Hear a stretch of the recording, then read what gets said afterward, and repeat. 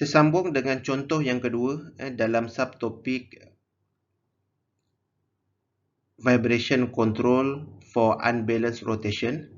Dalam contoh yang kedua ini, di mana ada satu fan ataupun kita gelar dia sebagai exhaust fan yang kebiasaannya di industri diletakkan di factory wall. Ada exhaust fan dan kemudian exhaust fan ini rotate, pusingannya adalah 1000 RPM.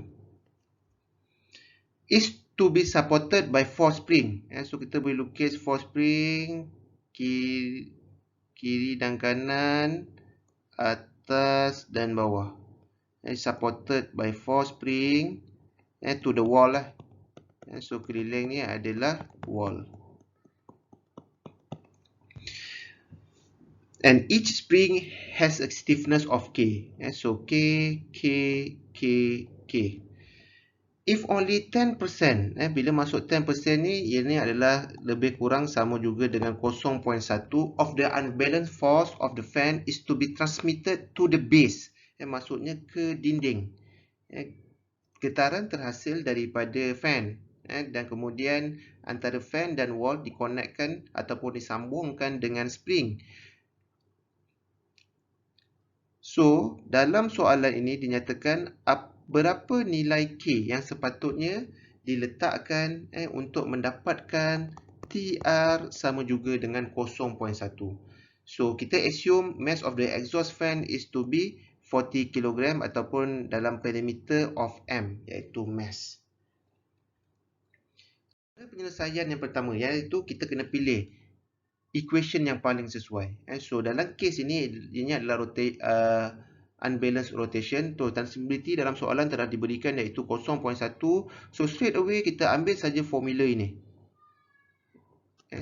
Ambil saja formula ini dan kemudian kita kena analyze what the numerical value given in the question. For example, forcing frequency iaitu 1000 RPM multiply by 2 pi divide by 60, kita akan dapat omega. Dalam case ni omega adalah 104.72 rad per second. So, bila kita dah dapat omega, apa next thing yang kita perlu buat? Kita perlu find out the natural frequency. Dalam gunakan basic general equation di mana omega n equals to square root of k divide by m. Dalam soalan ada 4 spring yang di-attach pada fan dan kita boleh assume bahawa spring tersebut di-attach secara parallel, bukannya secara series. So, bila parallel ada 4 spring, kita just tambahkan 1 K tambah K tambah K dan tambah K, kita akan dapat total 4K. So, kita substitute dalam equation ini and then divide by 40.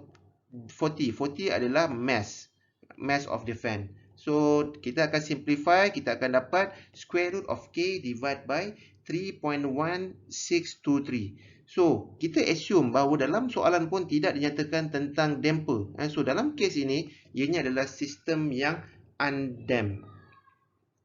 Tiada damper. So, masukkan kembali dalam equation, general equation untuk transmissibility seperti di slide yang sebelumnya. Ikut pada parameter-parameter yang diletakkan. So, dalam case ini ada satu equation, satu unknown, iaitu unknown kita adalah K. So, at the end, kita akan dapat value of K equals to 9969.64 Newton per meter.